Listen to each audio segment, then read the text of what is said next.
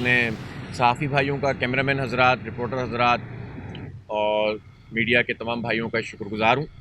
کہ جو آپ تشریف لائیں اور عید کے اس موقع پہ بھی آپ اپنی پیشہ ورانہ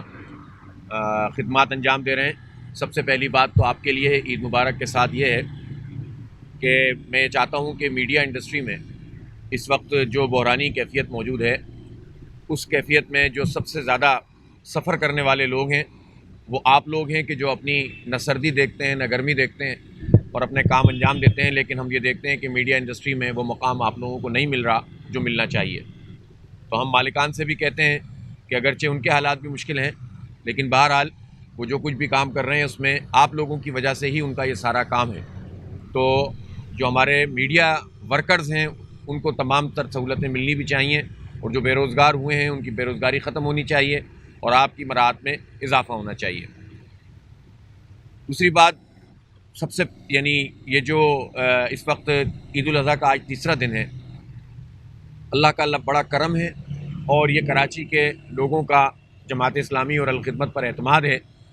کہ کھالوں میں ریکارڈ اضافہ ہوا ہے پچھلے 2 دن میں، اور انشاءاللہ آج بھی ہمارے کارکنان جمع کر رہے ہیں کھالیں۔ اور ماضی میں اگر چند برس پہلے کی طرف ہی ہم دیکھتے ہیں تو چند برس پہلے جتنی مجموعی 3 دن میں کھالیں جمع ہوتی تھیں اتنا تو صرف 2 دن کے اندر اضافہ ہو گیا ہے، اور بہت بڑی تعداد میں لوگوں نے جماعت اسلامی پر اعتماد کیا۔ اور اصل میں یہ ایک مستقل عمل ہے ہمارے کارکنوں کا جو آپ کے سامنے یہاں موجود ہیں، جو اپنی تمام تر چیزوں کو، اپنی خوشیوں کو شیئر کرتے ہیں ان لوگوں کے ساتھ کہ جو مستحق ہیں، پریشان حال ہیں، اور خدمت کرتے ہیں اور اللہ کے لیے کرتے ہیں۔ ان میں سے کسی کو یہ غرض نہیں ہے کہ ان کو جو ہے وہ ذاتی طور پر کوئی پیسہ ملے گا، یہ سب چیزیں اپنی چھوڑ چھاڑ کر جو ہے وہ لوگوں کی خدمت کے لیے نکل جاتے ہیں۔ اور 3 دن ہمارے جماعت اسلامی کے سارے ورکرز کھالیں جمع کرتے ہیں۔ کھالوں کی قیمتیں دن بدن کم ہوتی چلی جا رہی ہیں، لیکن پھر بھی جو کچھ بھی ہے اس کو سمیٹتے ہیں۔ اس کے 2 فوائد ہیں۔ ایک فائدہ تو یہ ہے کہ اس کا جو بھی پیسہ آتا ہے وہ مستحقین کے اوپر لگتا ہے، اور میں نے کل بھی بتایا تھا کہ بہت بڑی پیمانے پر الخدمت کی ایکٹیویٹیز ہوتی ہیں۔ کراچی میں ہمارا جو الخدمت کی میت گاڑیوں کا فلیٹ ہے وہ سب سے بڑا ہے، جتنی بھی NGOs ہیں اور جتنے بھی ادارے کام کر رہے ہیں، اور بڑے منظم انداز میں سال بھر کام کرتا ہے۔ ہم ایک بہت نومینل چارجز لیتے ہیں، لیکن ظاہر ہے اس کا ایک بہت بڑا جو انفراسٹرکچر ہے اس پہ سال کے اندر بہت بڑی اماؤنٹ جو ہے وہ خرچ ہوتی ہے۔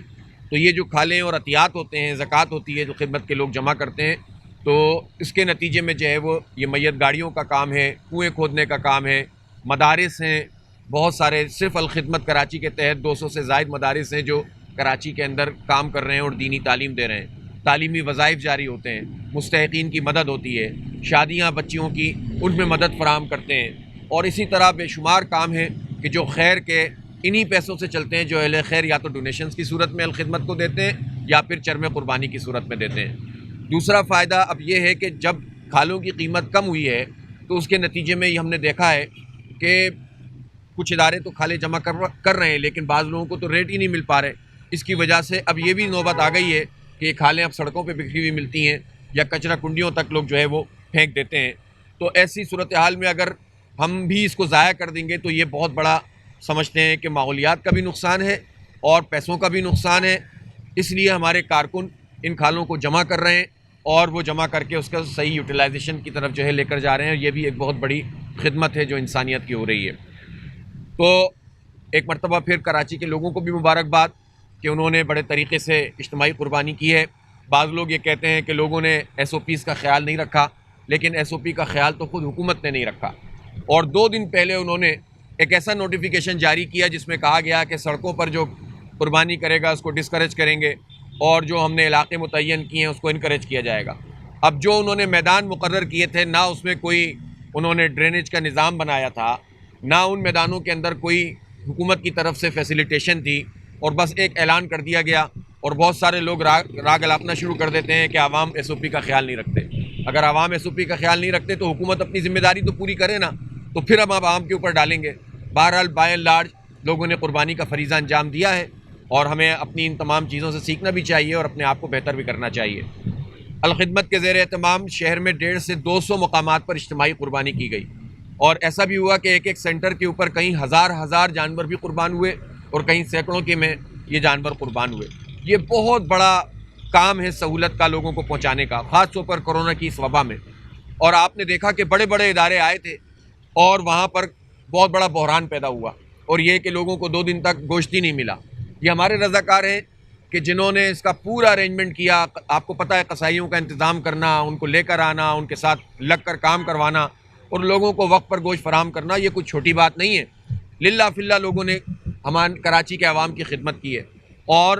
کہیں سے ہمیں اکا دکا کوئی شکایت آئی ہو تو آئی ہو دیر سویر کی، بائی اینڈ لارج ہم نے 2 دن کے اندر وقت کے اوپر اپنا پورا ہزاروں کی تعداد میں لوگوں کو گوشت پہنچایا. یہ بھی ایک بہت بڑا انتظام ہے اور اہلیت ہے. اور میں یہاں پر یہ بات ضرور کہنا چاہتا ہوں کہ دن بدن ہر گزرتے دن کے ساتھ ہمیں یہ بحران نظر آتا ہے کہ ایک طرف تو دیانتداری نظر نہیں آ رہی، دوسری طرف اہلیت نظر نہیں آ رہی. حکومتوں میں شامل جو بھی پارٹیاں ہیں، جو مینجمنٹ ہے، ان میں صلاحیت کا اور اہلیت کا اور انتظام کا بدترین جو ہے وہ بحران ہے. یہ دیکھ کا ایک چاول ہے کہ جماعت اسلامی اور الخدمت کے لوگوں نے کورونا کی وبا میں بھی بہترین صلاحیت کا مظاہرہ کر کے منظم طریقے سے خدمت کی، اور یہ قربانی کے موقع پہ بھی منظم طریقے سے لاکھوں لوگوں کے ساتھ جو ہے وہ انٹریکشن بھی کیا اور ان کا انتظام بھی کیا اور ان کو جو ہے وہ سہولت بھی فراہم کی. تو وہی معاشرے کو لیڈ کر سکتا ہے جس کے اندر دیانت اور امانت ہو اور صلاحیت اور انتظام کی صلاحیت موجود ہو. اللہ کا شکر ہے کہ جماعت اسلامی اور الخدمت کے یہ سارے ورکرز اپنے اندر یہ پوری صلاحیت رکھتے ہیں. ہمارا شہر کراچی تھوڑے دن کی بارش میں بری طرح ایکسپوز ہو کر سامنے آ گیا، بلکہ بارش میں بھی یہ ہوا کہ بعض دن تو بارش شہر کے ایک حصے میں ہوئی اور بقیہ حصے میں ہوئی بھی نہیں. لیکن ہم نے دیکھا نالے ابلنے لگے، برساتی نالوں میں جو برسات کے لیے بنائے گئے ہیں اس میں قبضے ہوئے. اور آپ کو پتہ ہے کہ اس شہر میں سب سے زیادہ قرضے چائنا کٹنگ کی صورت میں، پلاٹوں کی صورت میں اور نالوں کے اوپر تعمیرات اس زور میں ہوئی ہیں کہ جب بلدیہ ایم کیو ایم کے پاس اور حکومت سندھ حکومت کے پاس تھی، یا اور دیگر جو ہے وہ پارٹیاں سندھ میں حکمرانی کر رہی تھیں. اور خاص طور پر مصطفیٰ کمال صاحب کے اس دور میں مصطفیٰ کمال صاحب اپنی جو تعمیر ہوتی ہے، جو خان صاحب کے منصوبے تھے، اس کو بیان بھی کرتے ہیں. لیکن جتنی تخریب اس شہر کے اندر اس زمانے میں ہوئی ہے وہ سب جانتے ہیں. اب ظاہر ہے مصطفیٰ صاحب جو ہیں وہ تخریب کو ایم کیو ایم پہ ڈالتے ہیں اور تعمیر کو اپنے کھاتے میں ڈالتے ہیں. انہیں فیصلہ کرنا ہوگا تو یا تو وہ تعمیر بھی الطاف حسین کے کھاتے میں ڈالیں یا تخریب بھی جو ہے وہ اپنے حصے میں ڈالیں. اس میں ان کو فیصلہ کرنا پڑے گا. بہرحال یہ ایک جملہ معترضہ سے کہا جاتا ہے، ایک علیحدہ بات ہے. لیکن نالوں کے اوپر قبضہ کرنا، جگہوں کو جو ہے وہ قبضہ کر لینا، ناجائز طریقے سے تعمیرات کروا دینا اور اس کے نتیجے میں ایک بحرانی کیفیت پیدا ہونا. جن جگہوں پر ہائی رائز بلڈنگ کی اجازت ہے شہر کے اندر، ان کے لیے یہ بات طے ہوئی تھی کہ اس وقت کے بی سی اے ہوتی تھی، پھر بعد میں ایس بی سی اے، کہ ان کو جو ہے وہ ایک اس بلڈنگ جو بنانے والے لوگ ہوتے ہیں ان سے ایک پیسے چارج کیے جاتے ہیں. وہ پیسے ایس بی سی اے کے پاس اربوں کھربوں کی تعداد میں ملے، لیکن وہ اس لیے پیسے چارج ہوتے تھے تاکہ وہ انفراسٹرکچر کو ٹھیک کریں، سیوریج کے اور پانی کے. وہ انفراسٹرکچر کا کام سندھ بلڈنگ کنٹرول اتھارٹی میں جو پیسے جمع ہوئے وہ سندھ حکومت کو خرچ کرنے تھے، وہ پیسے خرچ نہیں کیے گئے. اس سے بحرانی کیفیت پیدا ہو گئی ہے. اب آپ مجھے بتائیے کہ ہم کہاں جائیں؟ لوگ یہ کہتے ہیں کہ این ڈی ایم اے مسئلے کو حل کر دے گا. این ڈی ایم اے میں جو صاحب، ظاہر ہے کہ اس وقت این ڈی ایم اے میں اثرات ہیں، ہمارے کرنل کیا نام ہے، جنرل افضل صاحب ہیں، جنرل افضل صاحب ہیں، وہ اس کے سربراہ ہیں. لیکن ہم تو یہاں ایچ ڈی اے میں موجود ہیں نا. پہلے یہ ایچ ڈی اے کے لوگوں کو تو مطمئن کریں، پھر کراچی کے اور پورے پاکستان کے لوگوں کو مطمئن کریں گے. یہاں پر بھی اگر نالے بہتے ہوں، یہاں بھی برسات میں لوگوں کے گھروں میں پانی آ جاتا ہے اور یہاں بھی لوگوں کو سنجیدہ قسم کی شکایات موجود ہیں، تو سب سے پہلے جنرل افضل صاحب کو اپنی ڈی ایچ ایز کو دیکھنا پڑے گا کہ جہاں پر بہت بڑی اماؤنٹ اس مد میں وصول کی جاتی ہے لیکن اس اماؤنٹ کے مطابق لوگوں کی فیسیلیٹیشن نہیں ہوتی ہے، اگرچہ کہ باقی جگہوں کے مقابلے میں یہاں کا انتظام بہتر ہے ظاہر ہے، لیکن جتنا بہتر ہونا چاہیے اس طرح سے جو ہے وہ نہیں ہے اور اس کے نتیجے میں لوگوں کو تکلیف ہوتی ہے. تیسری بات یہ ہے کہ جو فوج طلب کرنے کی بات کی گئی ہے، ہم یہ سمجھتے ہیں کہ ہر مشکل گھڑی میں، سیلاب میں، زلزلے میں یہ فوج کا کام بھی ہے اور فوج کے لوگ جوان اپنی قربانیاں دیتے بھی ہیں. اور جب حکومتیں انہیں طلب کرتی ہیں تو زلزلوں میں اور سیلابوں کے اندر ہمارے جوان خدمات انجام دیتے ہیں. اور یہ بات ہمارے آئین کے مطابق بھی ہے کہ جہاں ہماری فوج کا کام، بنیادی کام تو سرحدوں کا دفاع ہے، وہیں جب ہنگامی حالات ہوں اور ڈیزاسٹر والی بات صورتحال، کوئی پینڈیمک اس طرح کی آ جائے کہ جس میں سویلینز کے لیے سنبھالنا ناممکن ہو، تو پھر فوج کو طلب کیا جاتا ہے. اور دنیا بھر میں ایسا ہوتا ہے اور پاکستان میں ہمیشہ ہمارے فوجی جوانوں نے اپنی خدمات کو انجام دیا ہے. لیکن کراچی میں جس طرح سے فوج کو ان حالات میں طلب کیا گیا ہے وہ ہمارے لیے بڑی الارمنگ بات ہے. اور وہ اس لیے الارمنگ بات ہے کہ تھوڑی سی بارش میں اگر ہمارا پورا بلدیاتی نظام، ہماری سندھ حکومت کا پورا نظام اور ہماری وفاقی حکومت اگر اپنے ہاتھ کھڑے کر دیتے ہیں اور وہ کچھ کرنے کی صلاحیت نہیں رکھتے تو اور پھر یہ کہتے ہیں کہ ہم فوج طلب کر کے کام کریں گے، تو اس کے نتیجے میں اب ان تین پارٹیوں کو تو مشترکہ طور پر ہی استعفیٰ دے دے تو بہت اچھا ہے، ورنہ کم از کم عوام کے سامنے آ کر اس بات کا اعلان کریں کہ ہم نااہل ثابت ہو چکے ہیں اور خاص طور پر کراچی شہر ہماری ترجیح میں نہیں ہے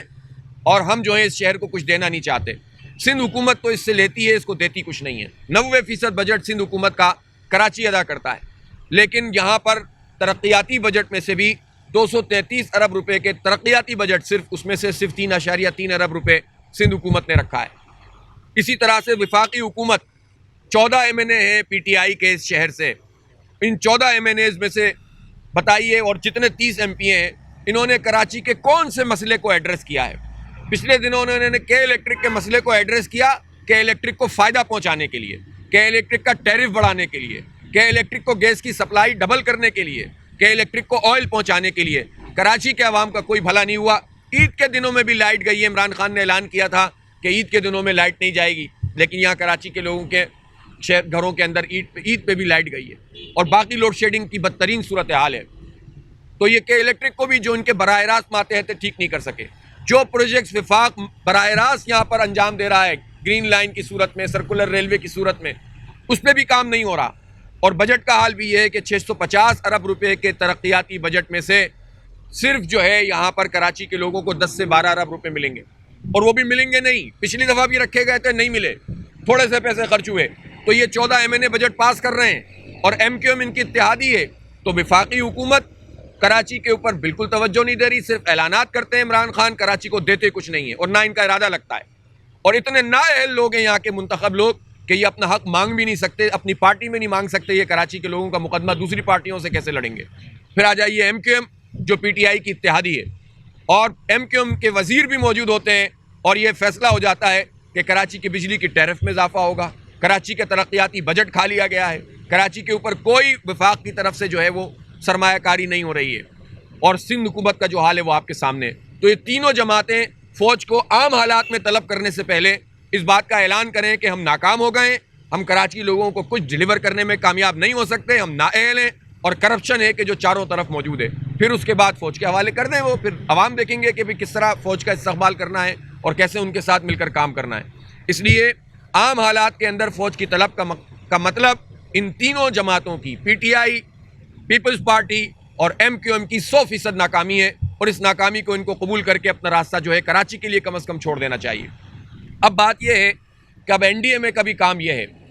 کہ وہ صرف جو ہے وہ تصویریں نہ کھنچائیں جنرل صاحب، بلکہ وہ آئیں اور کراچی کے پورے انفراسٹرکچر کو دیکھیں، اور کام بھی حکومتوں کے ذریعے جن کے پاس بجٹ موجود ہیں ان کے ذریعے سے کروائیں، اور جہاں پر ضرورت محسوس ہوتی ہے وہاں فوجی جوان بھی جو ہیں وہ آئیں۔ اب یہ بارشوں کی پیشن گوئی ہے اگلے 3-4 دن کے اندر، اور زیادہ ہے، اللہ تعالیٰ رحم فرمائے، باران رحمت کراچی کے لیے باران زحمت بن جاتی ہے، اور یہ ہمارے اپنے ہاتھوں کی کمائی ہے کہ ہم نے ایسے لوگ اپنے سروں پر بٹھائے ہوئے ہیں کہ جو ہمارے لیے رحمت کو بھی زحمت بنا دیتے ہیں۔ تو اللہ تعالیٰ بھی عوام سے بھی پوچھا جائے گا کہ وہ کون لوگوں ہیں کہ جن کو وہ منتخب کرتے ہیں اور جن کو اختیارات دیتے ہیں، اور وہ ان کے سارے اختیارات ہڑپ بھی کر جاتے ہیں اور نااہلی کا ثبوت دیتے ہیں۔ اس لیے میں کراچی کے لوگوں سے یہ اپیل کرتا ہوں کہ جس طرح خیر کے کاموں میں وہ صحیح جگہ کے اوپر پیسے خرچ کرتے ہیں، دیانتدار لوگوں کو منتخب کر کے اپنی زکوٰۃ دیتے ہیں، اپنی جانور کی قربانی کی کھال بھی صحیح اور دیانتدار اور باصلاحیت لوگوں کو دیتے ہیں، اسی طرح اپنی زمام کار بھی باصلاحیت اور دیانتدار لوگوں کو دیں، اور خدمت کا جذبہ رکھنے والے، للہ فی اللہ کام کرنے والے اور عوام کے لیے خیر کا جذبہ رکھنے والوں کو اپنی باغ دوڑ دیں گے تو شہر کا مسئلہ بھی حل ہوگا، ملک کا مسئلہ بھی حل ہوگا۔ آپ لوگوں کا بہت بہت شکریہ، جزاک اللہ۔